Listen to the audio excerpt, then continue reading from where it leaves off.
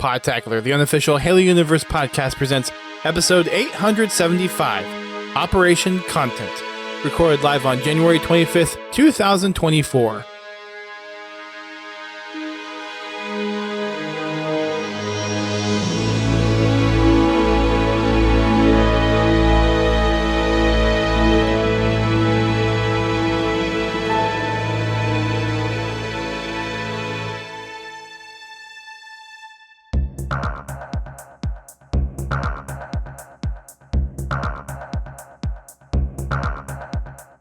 Hello everyone, welcome to Podtacular, the unofficial Halo Universe podcast. I am one of your co-hosts, Duststorm. I'm your other co-host, Godzilla T. Welcome to the change of the future of Halo Infinite, as we now go from seasons to content updates. Yeah, I'm up in the air on that one. We'll talk about it. 343 had a stream on Friday last week, and we did not have a podcast last week because I was on baby duty. My wife went out with some friends for her birthday, so I let her go celebrate, and I took her to the baby. Crammed it in right before the stream, so. Yeah. I watched an hour broadcast in 28 minutes. Double speed! Yay!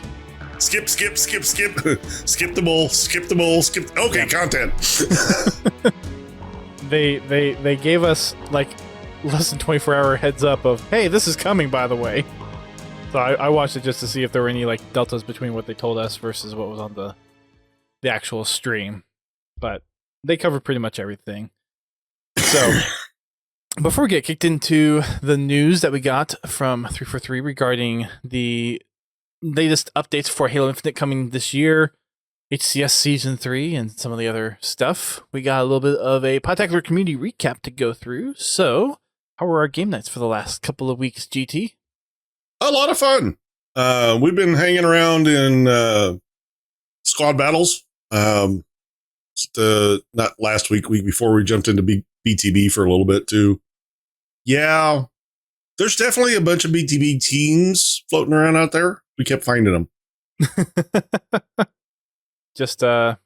We got a little steamrolled. Huh? Yeah, they're in squad battles as well. I mean, squad battles. This last week we had a hell of a capture the flag match. Was I online yet for that one or not? No, you missed that one. Okay. That one was pretty much, well, it came down to a tiebreaker. Okay. Unfortunately, the other team managed to get the flag, but it was, we thought we had it, and then they turned around and they turned up the heat and they tied it up. Oh, that's rough. Yeah, they caught a perfect rotation on power weapons and vehicles, and they caught up really quick. But yeah, we've had a lot of fun. Good. And I continued to show how poorly I can play Halo. I think we all have our own little ways of doing that. But I'm better at it than anybody, though. It's showing how bad I am at Halo. Gotcha. Well, very nice. I do want to share one story that I had post-stream, not last week, but the week prior. I wish Bobby was on because he would probably be able to kind of fill in some of the gaps that I might miss. But we were playing on BTB map with anti-air banished turret. Mm-hmm. The nighttime one, I forget what it's called. But it was kind of late. Did Confound drop a wasp on you again? No. No, he did not. Oh, okay. And that's a different map. That's the map begins with H. Yeah, I know. But yeah. So it was a CTF game. Tanks had just come in. It was about maybe 4 minutes left, and I had called out a tank that the enemy team was in. And I decided to, on my respawn, hop in the Warthog. And Bobby's over comm says, "Oh, you're brave and stupid." And as I'm driving off down one of these lanes, I'm like, "Why is that?" And not a second later, I see the tank come around, and I say, "Oh, that!" And as soon as I say that, I get shot by the tank, and I am dying laughing. And everyone else is just losing it because it was just the most ridiculous thing that happened. And unfortunately, Bobby was streaming, but he didn't have Twitch turned on where he could archive the last 2 weeks of his stream, so he couldn't go get the clip. But it was one of the most funniest moments. It's like I call that the tank hopping the hog, and I'm like, why was that? And it's like, and it's just deer in the headlights. Oh, that, and get blasted in the face. Yeah, it's always fun when you come around a corner and find a tank. Mm-hmm. And a tank that you knew was there, and it's like, oh, that's right, that was there. And then it just destroys you. Oh, yeah. Hey, I just marked that. Yeah. And Whoopdini was calling it out, too, because he was over there, too. And I just totally zoned out. And I'm just driving around the Warthog, and Dust really wanted to drive the Warthog. Next thing I know, well, because me and Louie were actually doing a pretty good run, and so I was like, okay, get in the Warthog, go to Louie. Yeah, I didn't think about the next 4 steps down before I got destroyed. Yeah, generally, if there's a scorpion on the field, you want to stay away from Warthogs. I know. I just wasn't thinking in the moment. So, yeah. Yay! Anyways. So that was our, I guess, recap from the week. Nothing in the community creations or tales chat from Discord. So if there are stories that people want to share, you want us to read them out, let us know in the Discord. Getting on to the news, though, 343 had their first stream of the year, and this was actually a proper stream, not one of their Spartan chatters in the Discord. Going over the new things coming to Infinite, starting to kick off here. First content update of the year is going to be January 30th, so we don't have too much longer to wait before we actually get our next content drop next week. And we also got updates to the HCS roadmap, new things to Forge, new things to matchmaking, so we'll go over all that in a little bit more detail. But the big thing with Infinite that they announced that is they're going away from the seasonal model, which is interesting because they spent so long to actually get to the seasonal model. But now they're sticking to the operational style of things. So they went from seasons being 3 months to operations being every 4 to 6 weeks. And they're doing that to try to get content not locked into a seasonal 3-month cadence, and instead can give little content drips more often. So that's one of the big things behind the operations. And the other one is it's just a little bit easier way to consolidate things and keep things kind of flowing instead of big update, wait 3 months, big update, wait 3 months. Well, yeah, it definitely will help the content drought, I should say. So instead of having to wait 3 months for new content or a new pass or whatever, you don't have to wait 4 to 6 weeks. That, I think that also kind of goes with how they were wanting to roll out updates to the game in pods. Mm-hmm. To get the updates out faster and not have to wait for the big season refresh to do the updates.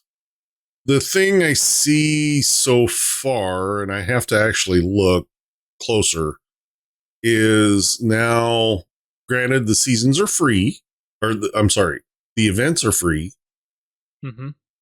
provided, and you can get everything in the event provided you complete it while it's live, and it's all free.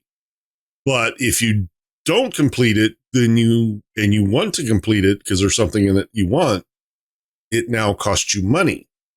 But I'll say that it actually opens up the possibility to go buy older ones that you may have missed. Right.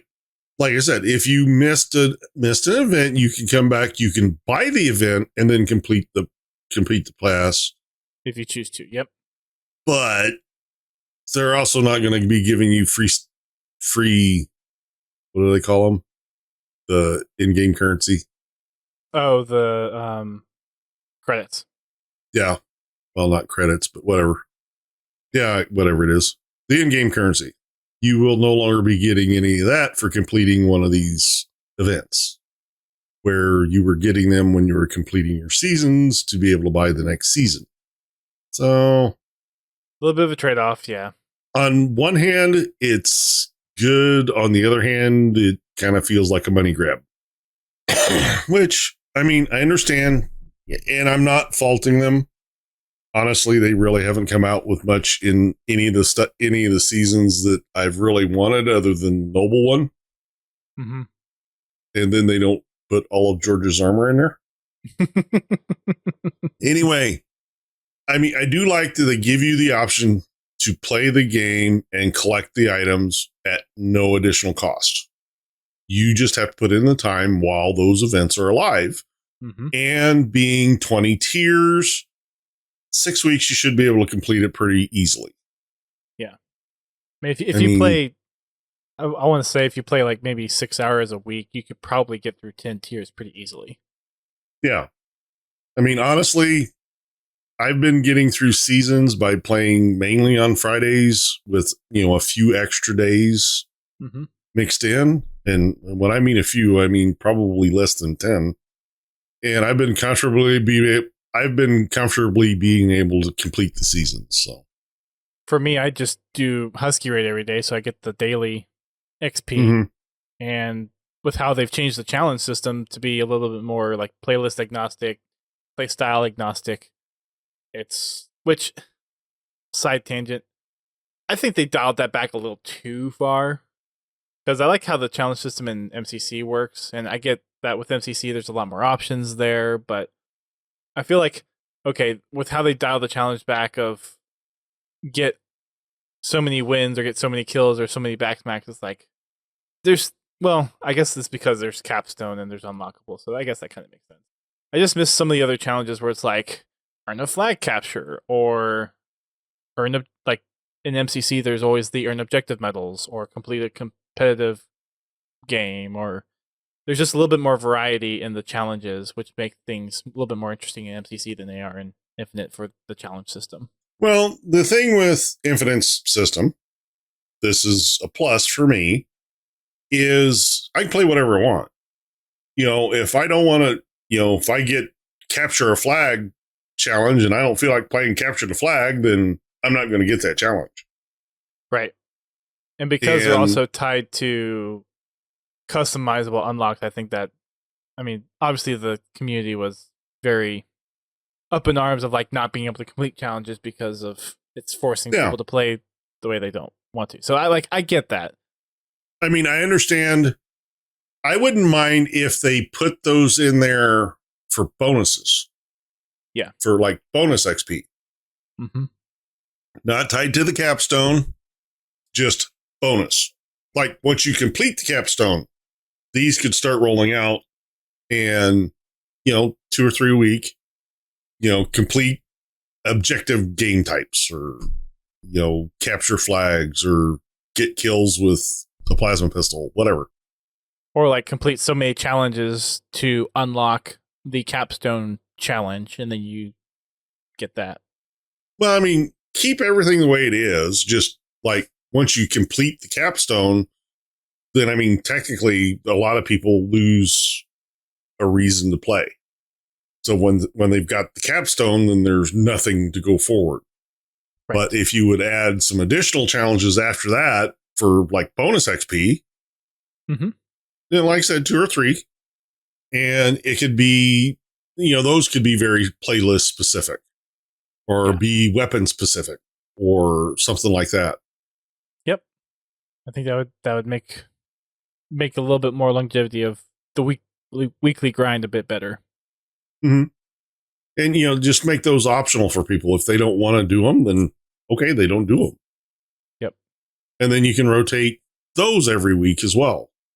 But back on topic, there are additional things coming to the core system. So we've been having a lot of Halo, or the helmets, being cross-core.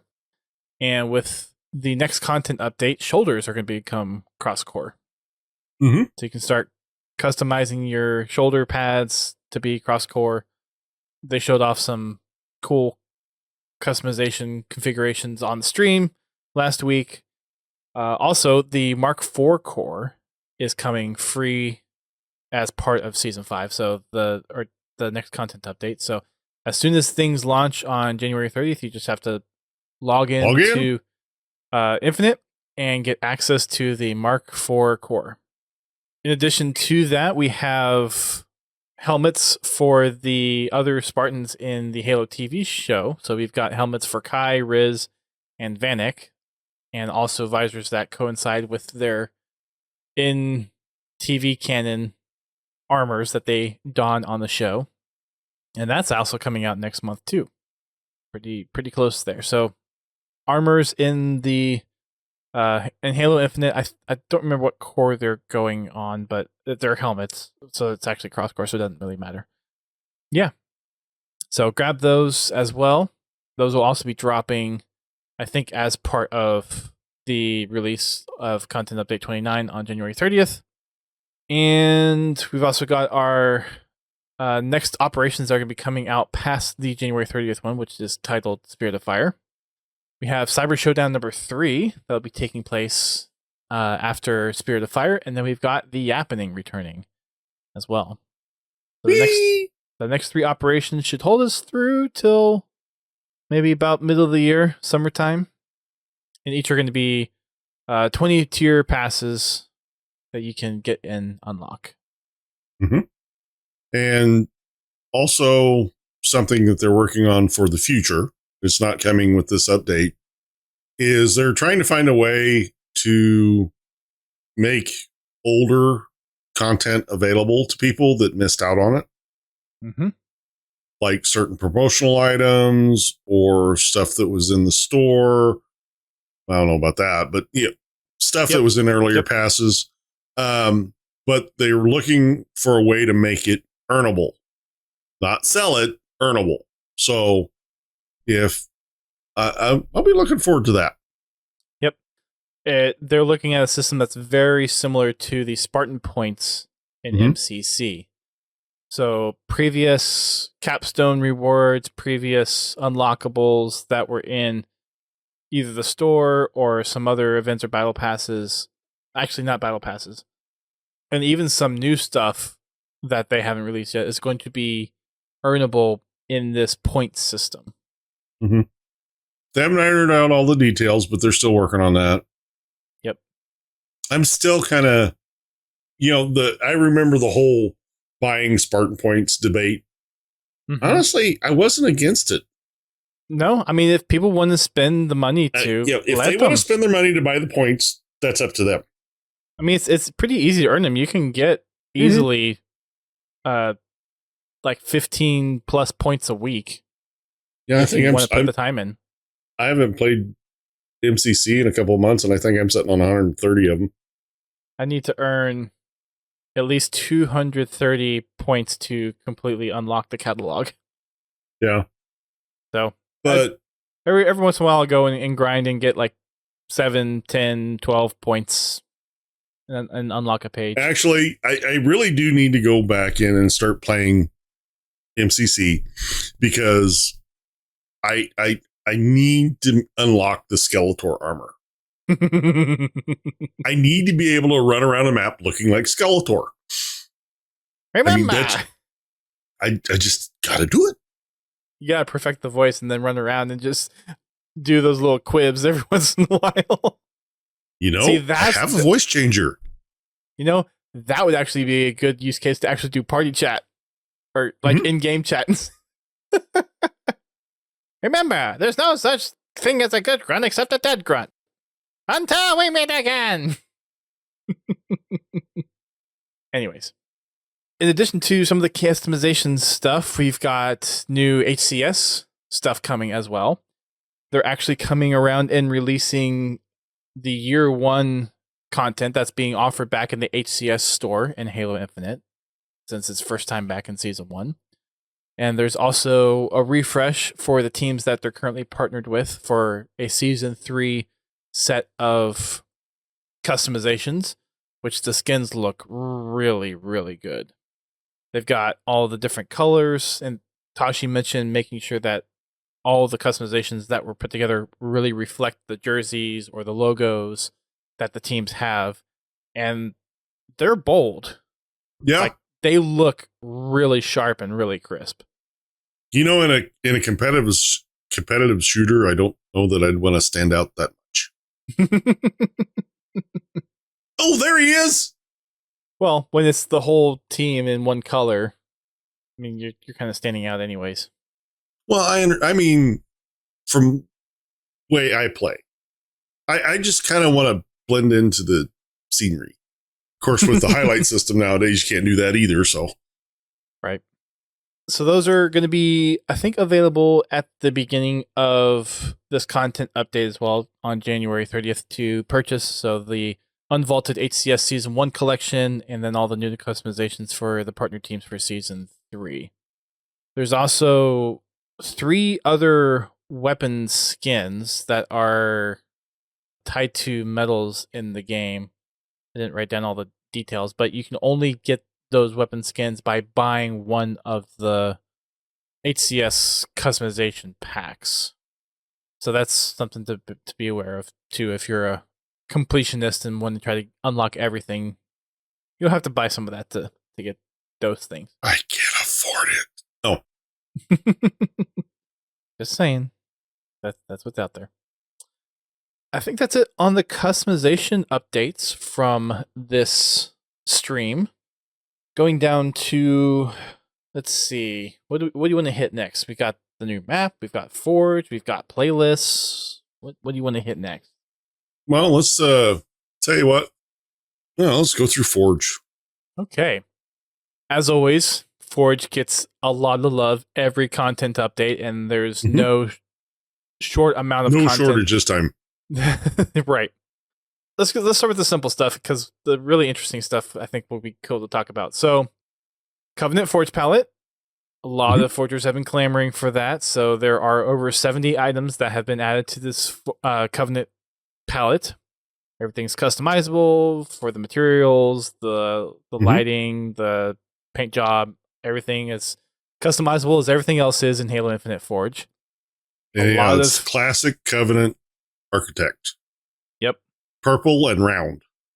A lot of mentions of midship during the stream, which still is not one of my go-to maps. I get a lot of people like it, but yep. Porous Inquisitor. I like that one.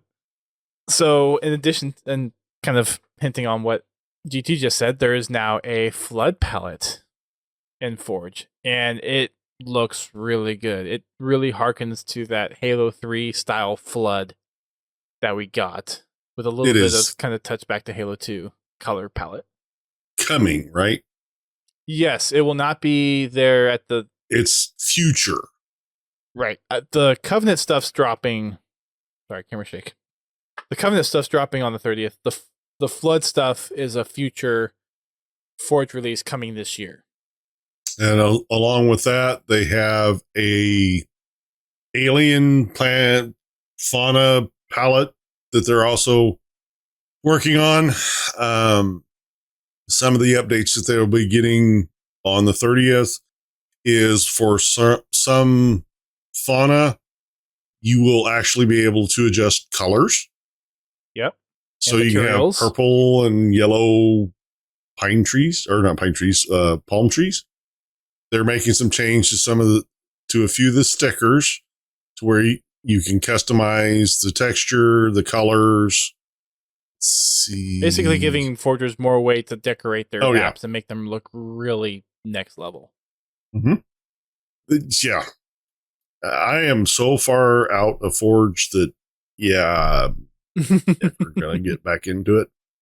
We just need to play some Forge maps. Like I think we really need to make maybe a once a month Fraggin' Fridays. We just go and play Forge maps if we have a party size big enough. Forge and Fridays. Yeah. And I want to do that Halo RPG map that we talked about last week too. Yeah. Like maybe an off podcast we could play. I've been itching to play Halo on Halo. Yeah, because that came out too. I'd like to play it with the campaign sniper. The 10-shot wider scope. Yeah. Ooh, that'd be interesting. The quick fire. Oh gosh. Oh my gosh. You know, that's not that hard to forge. Like I could probably even forge that. Well, it's already been forged.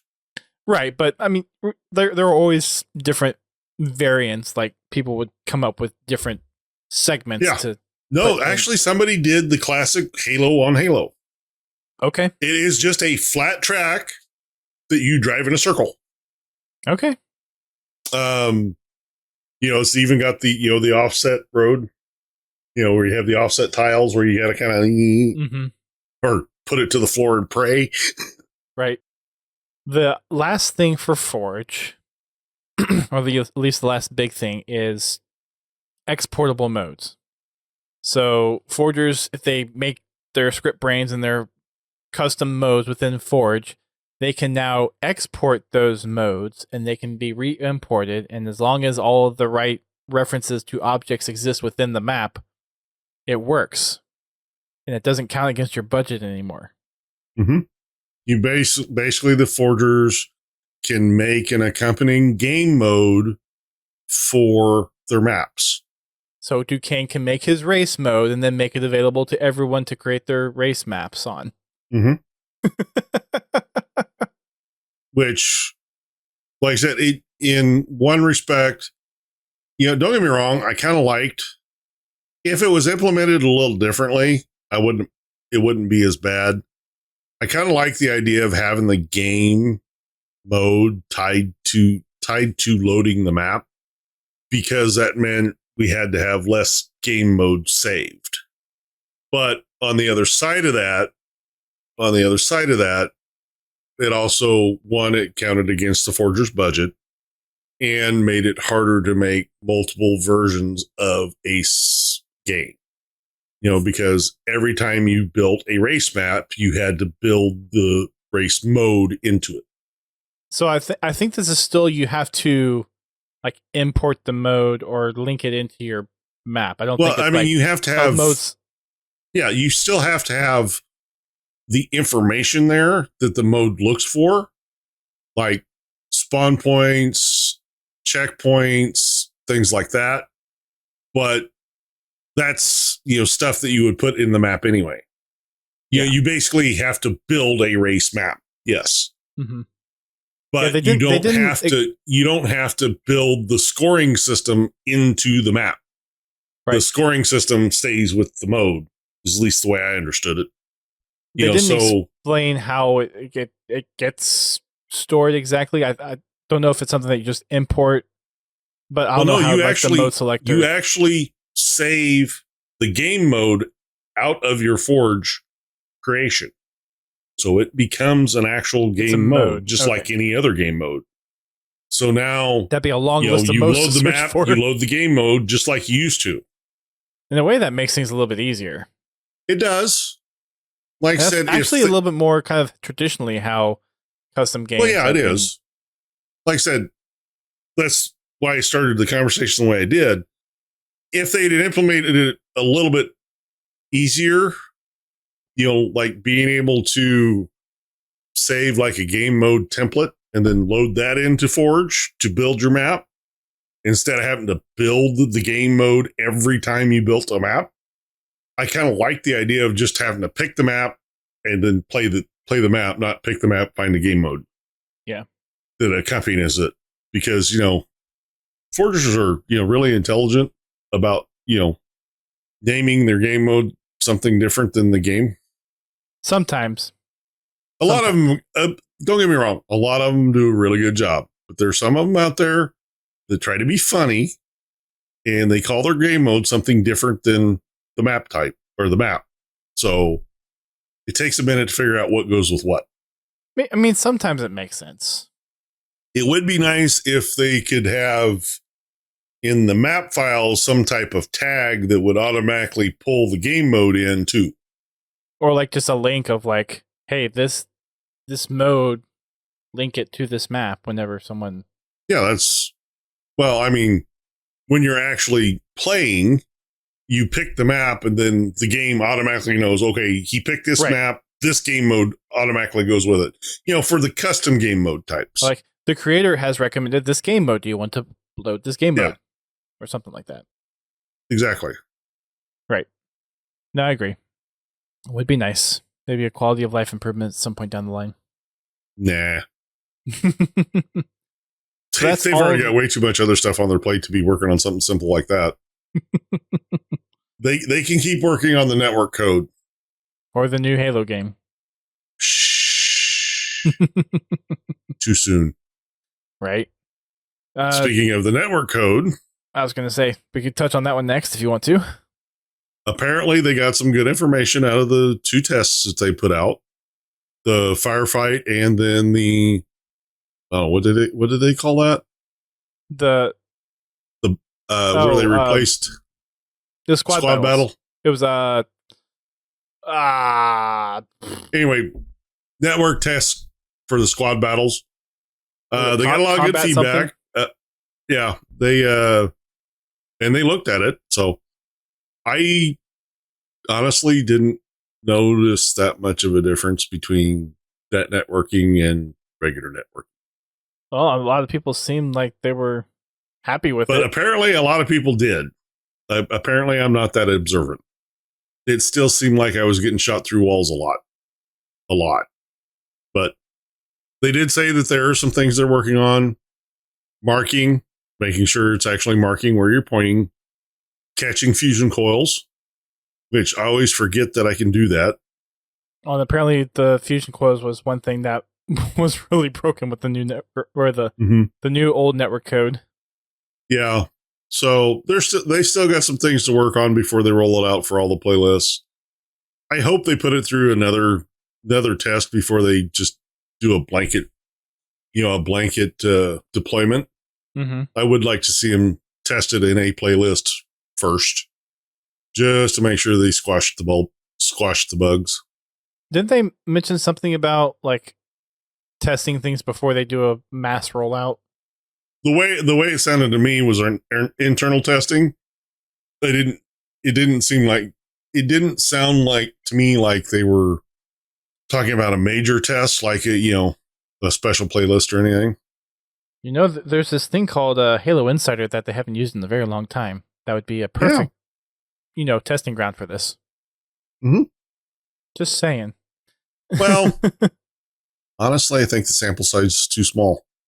Now, when I see where you're coming Insider from. first started, yeah, but I think pretty much now, anybody that is an insider has probably forgot they are.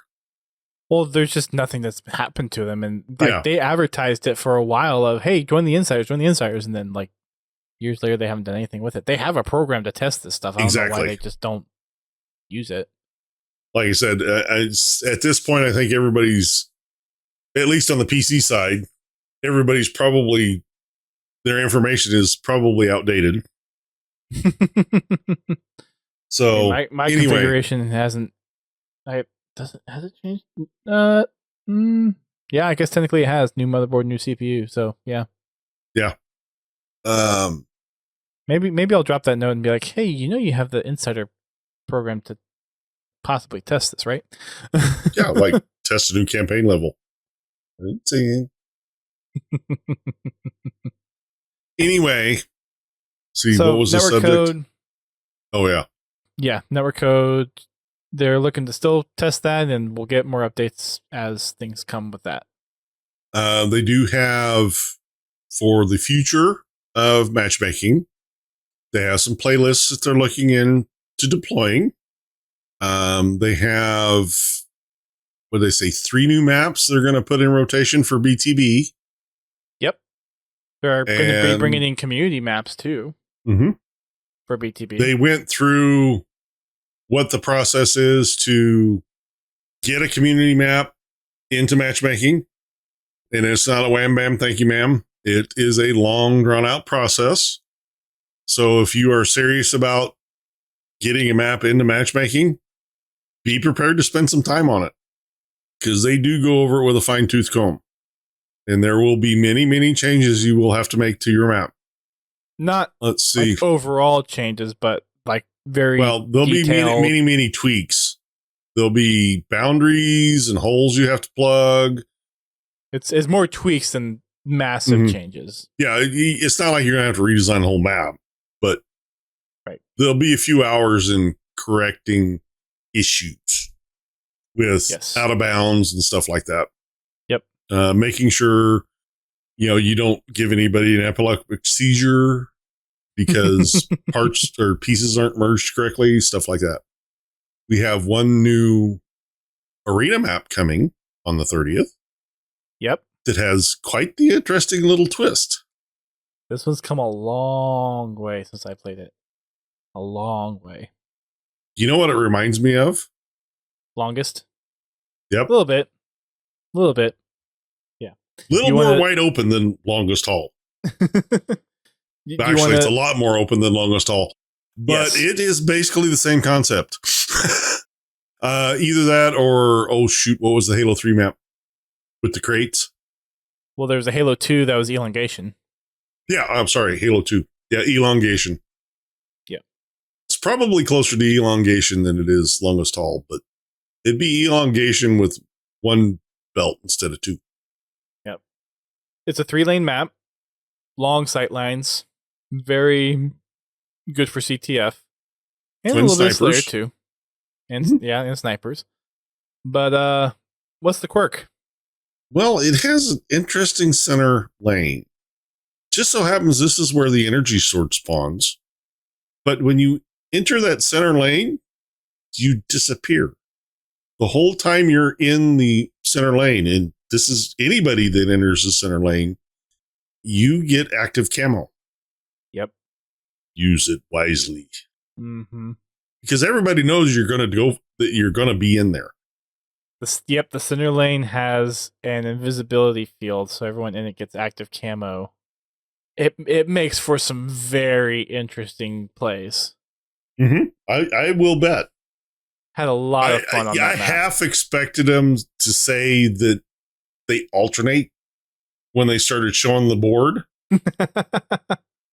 Because there is a sign on, I think, either end that shows active and inactive. And the camo's active, but the overshield is not. Yep. So it's supposed to be an Oni research facility that is researching the power-ups from the OG Halo. Like it doesn't quite look like the OG camo and overshield, but looks more like it's supposed to be the like model Halo from 2-ish. Yeah. It's supposed to be the OG active camo and overshield cube and tetrahedron. Is that what that is? Yeah. But yeah, it's an interesting twist for a map. It's a lot of fun. In a very hectic way. You keep that up, I'm going to make a phone call. I didn't spoil anything about it. I'm looking forward to playing it. Just to experience it mostly, but it ought to be interesting. Yep. Husky Raid's getting some updates along with squad battles. They're getting new maps. I'm excited about Husky Raid. They did introduce a new map a couple weeks ago into the playlist, so at least there was some kind of fresh content. But in order to score the flag, you have to go into a lift and go straight up. Yeah, I've played that map multiple times. Well, is it the Forerunner looking map? Yeah. Okay, yeah. Yep.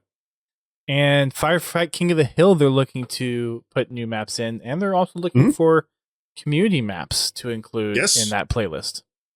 They definitely did push. They are looking to add community content to matchmaking. So if you have an interest in any of the playlists, whether it be Super Fiesta, Husky Raid, Big Team, Squad Battle, the 2v2, 4v4 playlists, if you have a desire to build a map, build it, put it out there. Make sure you do utilize the tag system, because that's what they do use to sort through the massive amount of content. So when they're looking for content, they start looking at the tags first to narrow it down. And it was interesting to hear their process of how they go and look for these maps. They look at what's popular in the custom games browser, and they also work very closely with the Forge community. So if you think of the Forge Epidemic, Forge Hub, the Forge Falcons, all those groups they work very closely with and I mean, we've had Forge Hub on the podcast. Like, those Forge competitions turned into maps going into matchmaking. So that's where they're looking. And I don't know how many people that we have, our listeners, that are big forgers, but that's the way to get in is you put a lot of time and effort, get your map shared, get your map play tested, and If it's popular enough, if it's well received, if it has a good enough polish on it to be playable by lots of people, then 343 is going to notice it. Mm-hmm. And they do understand that you do this as a hobby and it is a passion. They don't put these maps in overnight. They allow you the time to make the modifications that are required to get it into matchmaking. And they help you along with the process by doing the testing for you to make sure that all the holes are filled, make sure the spawns work correctly, stuff like that. So they're really invested in getting user content into the game. So if you got a wacky idea, start working on it. With how powerful Forge is, the excuse of, well, 343 needs to be making dev maps is almost a moot point. Like, no, I still believe that 343 needs to be making dev maps. No, I'm not agree. Saying not to look at the Forge community, because the Forge community has made some really wickedly awesome maps, especially for Infinite. Yeah. But things like the map they just released, I'm not saying you can't do it in Forge. I can't say that it won't look as good in Forge, but there is always something a little different about a dev built map. You know, no matter every Forge map that I've ever played on, even the ones in matchmaking, no matter how many times they test on it, there's always some little quirk somewhere. Well, even dev maps have quirks. Yes, but I find a lot less of them on dev maps. I'm not saying the dev maps are perfect. Trust me. I really wish they could teach Spartans how to climb over a rock that's, a half an inch tall. Right. That's, and please stop putting stuff that hangs out of the wall at walking height. Because Spartans apparently don't know how to duck. You have crouch. You have to know it's there first. It's not like I got something smacking me in the back of the head saying, hey, you better duck, stupid. Because, this light is hanging out this far and I can't walk backwards. Anyway. Yeah, proximity warning for whenever you get close to running into an object. Well, honestly, if it would just have something around it that would just push you over a little bit, to let you know that you're up against something. For me, and it's just my lack of awareness. And I mean, I have the same issue too. It's like, what the heck am I stuck on? And it's a little lip that has like a 3-inch stick out, and I'm just stuck in that corner. Yeah, I'm not focusing on where I'm going. I'm focusing on the guy that's shooting me. Right. But that's a complaint that's been there since the beginning of time. There's always been geometry that your character gets stuck on for some apparent reason, because they can't lift their foot up an extra half an inch to step over it. Pins in chat. Spartans can drown in 2 inches of water, yet they can survive from a fall from space. Exactly. Well, Master Chief can. And ODST. I haven't seen any other Spartans jump out of a spaceship yet. But no, I take that back. There's Jerome. He did it. Noble 6. Yeah.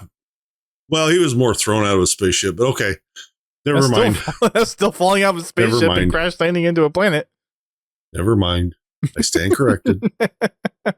And the books.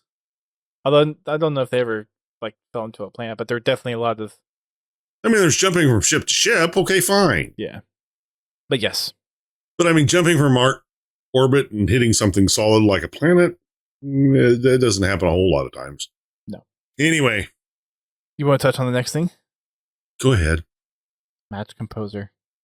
Hey. It's coming. It'll be interesting to see how they do it with Infinite. It sounds like they want to do it very similar to how MCC is, where you can define your party size, define what modes you want to play, and find a match that way. Well, it sounded like they wanted to make some tweaks to make it work differently with Infinite, or to have different options than MCC does. I don't know if it's to refine the amount of control you have over picking what you want, or ease of use, or what. So I'll be looking forward to see that come. Honestly, I kind of like the match composer in MCC. It does make it a lot easier to navigate than lists. The thing with the Match Composer and MCC is you have all the different games.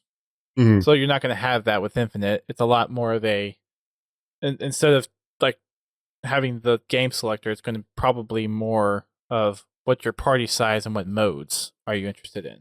Right. I mean, so it takes out that one layer of the Match Composer for MCC, but I see it being very it basically similar. does the same thing that does an MCC. It's just MCC searches 4 or 5 games instead of just one. You know, Right. at any one time, it can be searching anywhere from 5 to 15 playlists, depending on how many selections you have, checked. But Well, in a way, it interested to see how creates it works more out. playlists because you could say, okay, I want to do squad battles objective. Mm-hmm. And that Or I is wanna one thing they do- did mention, that it would eliminate the need to have rotational playlists. Yes, the playlist would be there. It would have a lower population. So if you were specifically looking for we'll just say bot arena, it would take longer to find a match, but the option would still be there. Well, and the Match Composer would actually feed into those playlists if there's a match. Like I said, you can have as broad of a search area or as narrow of a search area as you want. Right. Like I said, you can search all playlists, or you can search for just one type of game. Mm-hmm. Yeah. I'm looking forward to it. It's coming later this year. A lot of things coming later this year. But I'm excited for it. I think it's going to breathe a new life into matchmaking for Infinite. And a lot of people have been asking for it for a while, so about time. Easy anti-cheat's coming as well. That's something that has been well received for the most part for MCC.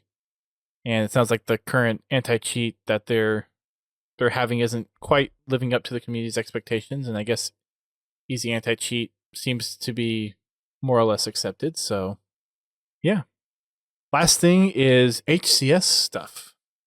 We've got our roadmap that came out for Season 3, and the first event is going to be in Arlington, Texas, March 15th through the 17th.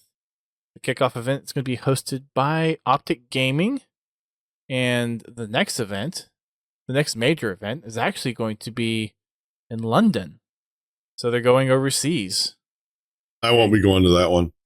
No. I won't be going to the first one either, so.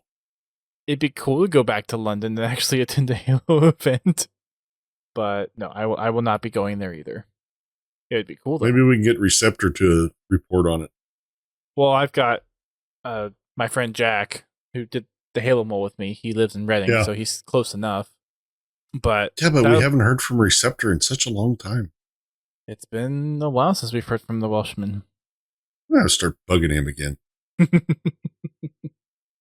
So the Open Series for the first major starts in early February. Qualifiers are February 24th through 25th, and then the majors in Arlington. Tickets are on sale for that if you are close and are planning to attend or want to attend. Then tickets are on sale for Arlington. The next one, like I said, is going to be London. That'll be in May. The following will be FaZe Clan, which will be in July. That will be in Atlanta.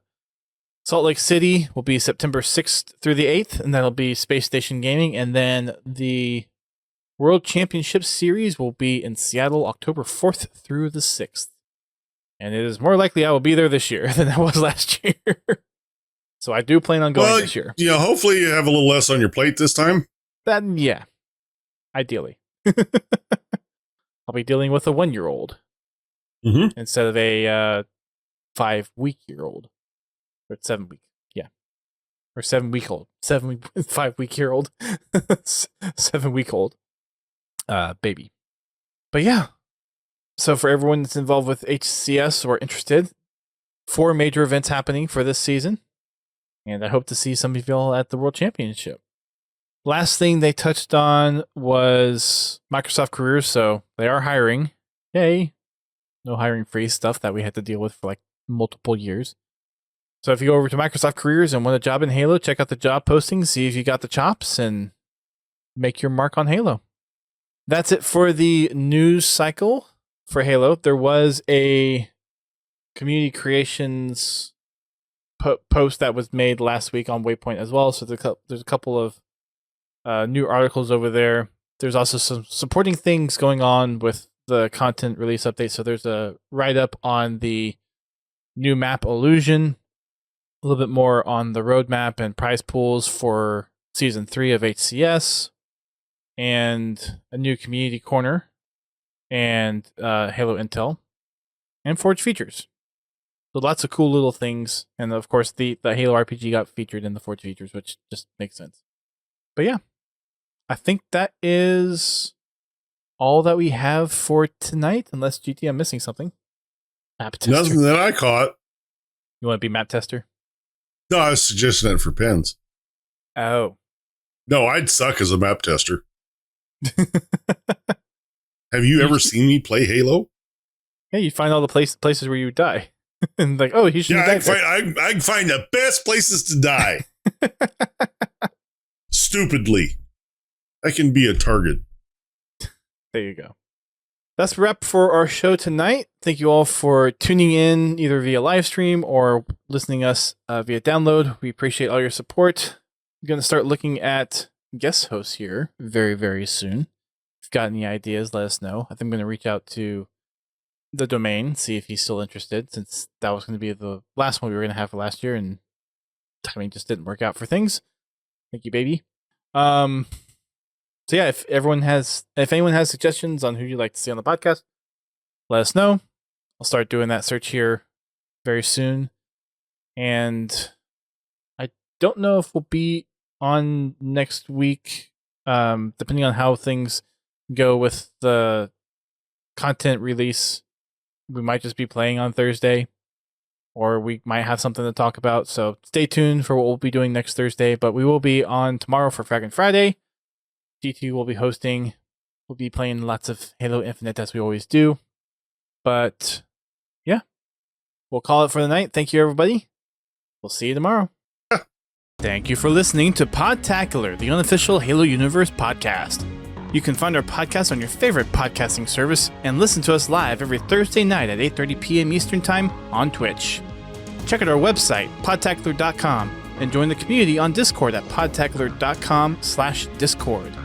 If you want to play Halo with us, come join us for Fraggin' Fridays at 8:30 p.m. Eastern Time. You can find us on Twitter, Facebook, Instagram, and YouTube. Become a supporter of the show by sharing the show with your friends and family. Or help keep the lights on by subscribing to us on Twitch, donating via PayPal, or becoming a patron alongside Confal, Pens Halo, and Prestige Ace. Until next time, keep on fragging trucks.